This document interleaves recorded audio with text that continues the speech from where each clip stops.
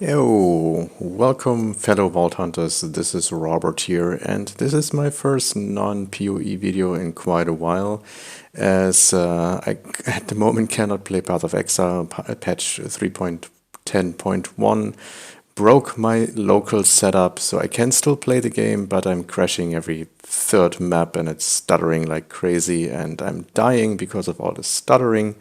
And if I try to stream or record Path of Exile videos, then my rig just dies. I don't know what happened there. I hope that one of the next patches fixes that again, and I can play Path of Exile again. Luckily for me, the new DLC of Borderlands came out, Guns, Love, and Tentacles, and I've been enjoying the hell out of that. Right here in the background, this is not DLC footage, this is just some generic System of Slaughter, because I want to showcase my Amara that I built out. I was finally able, after the level cap increase, to switch it around a bit, and with the new DLC weapons, it made her a lot stronger. Before that, the Handsome Jackpot DLC, I still played on Mayhem 3 and got through that fine, and with the new levels and with the power that the new weapons bring, I could actually bump the difficulty up all the way to Mayhem 4 and right now breeze through the game like crazy.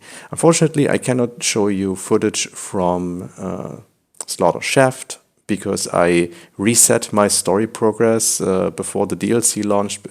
I did not know that now you can basically start the DLCs independently from the main game, so I kind of goofed up there, so I have to go through True Vault Hunter mode again. I'm right now on Eden 6 and trying to rush through to get back to Pandora to access the Slaughter Shaft, because I really want to know how Amara performs there. The build itself, it's basically a Phasezerker build, very generic. If you Google Phasezerker Amara, then you will find tons of really good build videos. So I don't want to copy what they did, and I'm also going to link one of the build videos in the YouTube description if you want to check that out more in depth. I just want to highlight how much fun it is to play Amara in that way, and how the new DLC weapons help with that. So right now here you're seeing me using the new DLC weapons that you find either as dedicated drops from bosses, from completing story missions or side quests, or just random world drops. Right now, I think until tomorrow, the legendary drop rates are increased like crazy, so it's really easy to get them. So if you own the DLC, then it's a really good chance, or a really good opportunity to just go in there and farm a bit to get those awesome weapons. Also, to show a little bit more, something closer to what Slaughter Chef would be here. This is the end of Promethea, Mayhem 4 COV enemies with shields and also with armor targets with armor health bars, and I think there should also be the one or two anointed militants at some point, and Amara just shreds them like crazy. Boss damage, not that super impressive. I tried to focus to build this more as a mobbing character to get through packs really quickly, and she really excels at that. It's a really safe playstyle with ties that bind and with allure, especially since I don't have the best aim. I appreciate it if enemies hold still for a second, and Amara's face grass are helping there quite well. Switching over to the game, so this is the character, just a few brief words about the skill set. So the Fist of the Element Trees focuses on Anima for status effect, chance and duration, Tempest for the elemental damage, and then of course Forceful Expression for even more elemental damage, and a Sustainment to keep myself alive. Ties that bind as my action skill, either with Soulfire or with the shock plain shock damage based on the enemies I face. And then Stillness of Mind. A lot of people play with Allure. I do, I said that just a moment ago, but I actually do like Stillness of Mind a little bit better because it gives me a little bit more crowd control, and enemies are not bouncing around like crazy, and it's easier for me to kill targets one by one. From the Mystical Assault tree, then Violent Tapestry is the way to go, as well as Restless in combination with Avatar to get my action skill cooldown as low as possible. Before I started the DLC, I was using Malevolent charge-up weapons quite a lot, so the projectile recursion, for example. But now I'm actually thinking of respecking and using Remnant instead. I have to try that out.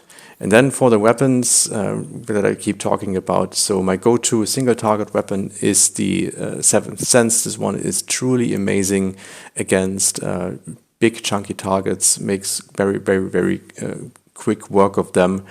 Then for mobbing, the Insider, here I have a fire and shock variant, which give me additional incendiary damage after action skill end, which is basically all the time.